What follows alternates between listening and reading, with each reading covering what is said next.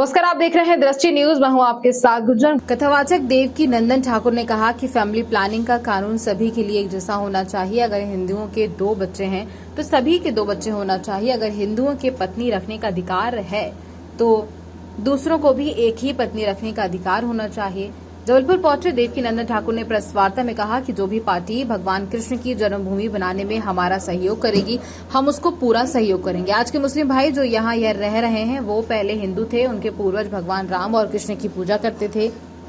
हमारी आत्मा में राम है, मथुरा, काशी और अयोध्या में सनातन की आत्मा स्वरूप है। इन 3 जगहों से किसी प्रकार का कोई भी समझौता नहीं किया जाएगा। हम किसी पार्टी का विशेष नहीं है। देवकी नंदन ठाकुर ने जबलपुर आगमन पर पत्रकारों से चर्चा करते हुए कहा, सनातनी परंपराओं को लोगों तक पहुंचाने का हम प्रयास करेंगे कथा के माध्यम से। हम जबलपुर और मध्य प्रदेश जहां भी आसपास के लोग हैं उनसे प्रार्थना करेंगे, आप अपने बच्चों को लेकर कथा में पहुंचे।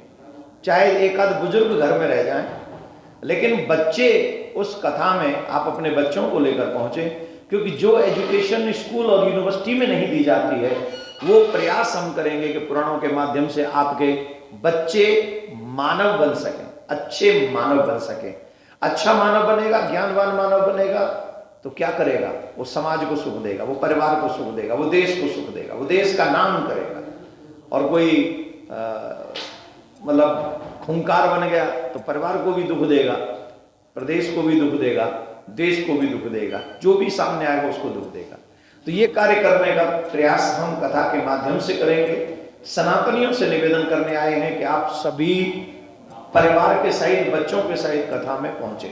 दूसरा, कल हम यहीं से MR4 रोड विजयनगर से लगभग 1:30-2 बजे अनेक वाहनों के साथ सनातन यात्रा लेते हुए कथा स्थल तक पहुंचेंगे।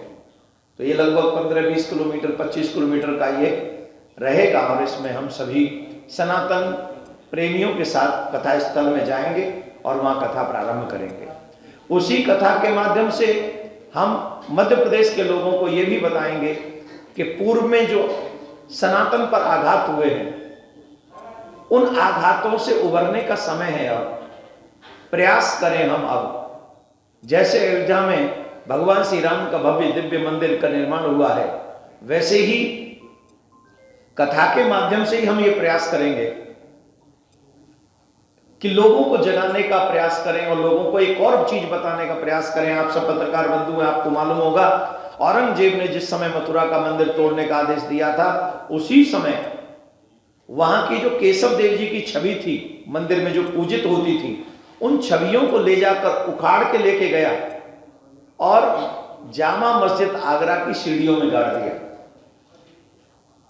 99% हिंदुओं को पता ही नहीं है कि जिन भगवान की हम कथा सुनते हैं, जिन भगवान की हम पूजा करते हैं, जिन भगवान का हम आदर करते हैं, उन भगवान की छवि के ऊपर पैर रखकर आज भी लोग नमाज अदा करने जाते हैं आगरा में, कहीं और नहीं, आगरा में। हमारा कोई दोष नहीं है, लेकिन संविधान ये राइट देता है कि मेरे ईश्वर का कोई अपमान न करे। अगर मैं किसी के धर्म का अपमान नहीं करता हूं तो इस देश में किसी को अधिकार नहीं है कि वो मेरे धर्म का अपमान करे, किसी को भी नहीं। तो ये भी हम सनातनियों को बताने का प्रयास करेंगे। उसके लिए हम लड़ाई लड़ रहे हैं। हमने कोर्ट में केस किया हुआ है, आगरा कोर्ट में केस किया हुआ, क्रिश्चियन भूमि में केस किया हुआ, और इसका प्रयास हम प्रयास करेंगे कि मध्य प्रदेश में भी जो लोग कथा सुनने आए उनको भी सत्य को और तथ्य को बताएं। पर ये मैं अपनी मुंहमादी बात नहीं बोल रहा हूं, इतिहास की कुछ किताबों में इसको पढ़ने को मिलता है। आप गूगल पे जाएंगे, माजरे आलमगीर ये किताब है, उसे आप पढ़ेंगे, उसमें भी मिलेगा। एक फ्रांस के पत्रकार है, उन्होंने किताब मैं डॉक्यूमेंट्स के पर लिखी है, आप उसको पढ़ेंगे, उसको भी आपको पढ़ने को मिलेगा। तो it's not my words only, ये मेरे सिर्फ शब्द नहीं है, ये तथ्य है, ये सत्य है। तो इन कार्यों को करने के लिए हम सभी सनातनियों को जगाने का कार्य करेंगे और सनातनियों से कहेंगे अभी नहीं तो कभी नहीं, आपको जागना होगा। अपने बच्चों को बचाने के लिए, अपनी परंपराओं को बचाने के लिए, आने वाली पीढ़ी को बचाने के लिए हमारी सबकी रिस्पॉन्सिबिलिटी है कि सनातन के साथ खड़े हो जाएं। चाहे आप जो भी हैं, आप चाहे जिस पद पे हैं, आप चाहे जहां तक पहुंचे हैं, लेकिन आपको नहीं भूलना चाहिए कि सबसे पहले आप सनातनी हो। और अगर आप सनातनी हो तो जहां से जितना सहयोग कर सकते हो सनातन को बचाने का सहयोग करें।